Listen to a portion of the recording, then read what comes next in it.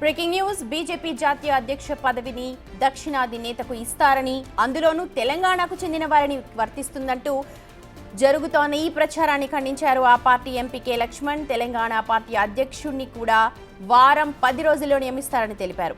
మీడియాతో చేసిన చిట్ చాట్లో మరికొన్ని ఆసక్తికర విషయాలు మాట్లాడారు లక్ష్మణ్.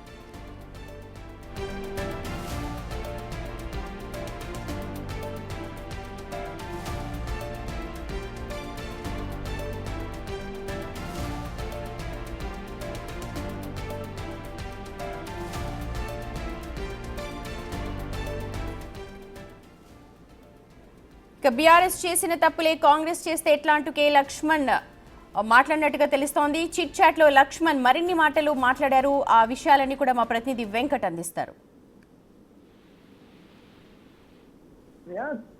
ఇవాళ లక్ష్మణ్ రాజ్యసభ సభ్యులు కొన్ని కీలక వ్యాఖ్యలు ఇటు రాష్ట్ర ప్రభుత్వంతో పాటు గత బీఆర్ఎస్ ప్రభుత్వాన్ని దృష్టిలో పెట్టుకొని కొన్ని కీలక అంశాలు చెప్పినటువంటి మనకు ఉంది.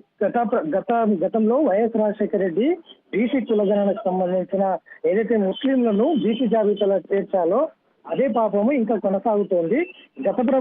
గతంలో చేసినటువంటి తప్పిదాలే మళ్ళీ ఇప్పుడు రేవంత్ సర్కార్ కూడా చేస్తోంది. గత బీఆర్ఎస్ ప్రభుత్వం కూడా అదే కోవలో నడిచింది. అదే దారిలో ఇప్పుడు కాంగ్రెస్ ప్రభుత్వం కూడా నడుస్తుంది. కులగణన అంతా కూడా తప్పుల తడకగా ఉంది. పూర్తిగా ఒక క్లారిటీగా లేదు. ఖచ్చితంగా కులగణన చేపట్టాలి. అందులో ముస్లింల శాతం ఎంత 12% అంటున్నారు, 10% అంటున్నారు. ఖచ్చితంగా అది తేలాలి. బీసీల శాతం ఎంత, బీసీలలో 10% ముస్లింల రిజర్వేషన్ లేవు. బీసీలో కలపడం వెనుక ఆంతర్యం ఏంటి అంటే 10% మంది ముస్లింలు వెనుకబాటు గురై ఉన్నారా అనే దాని మీద ఆయన చిట్ చాట్ లో చెప్పినటువంటి నేపథ్యం ఉంది. ఈ 10% బీసీలో కలపకుండా బీసీ 42% ఇస్తామన్నారు. ఈ 10% కలపకుండా ఇస్తేనే మేము ఒప్పుకుంటాం, లేదంటే ఖచ్చితంగా ఈ కులగణన వ్యతిరేకిస్తాం. బీసీల శాతం ఎంతో ముందుగా ప్రకటించాలి. గత బీఆర్ఎస్ హయాంలో ఏదైతే తప్పిదాలు జరిగాయో అదే తప్పిదాలు ఇప్పుడు చేస్తుంది.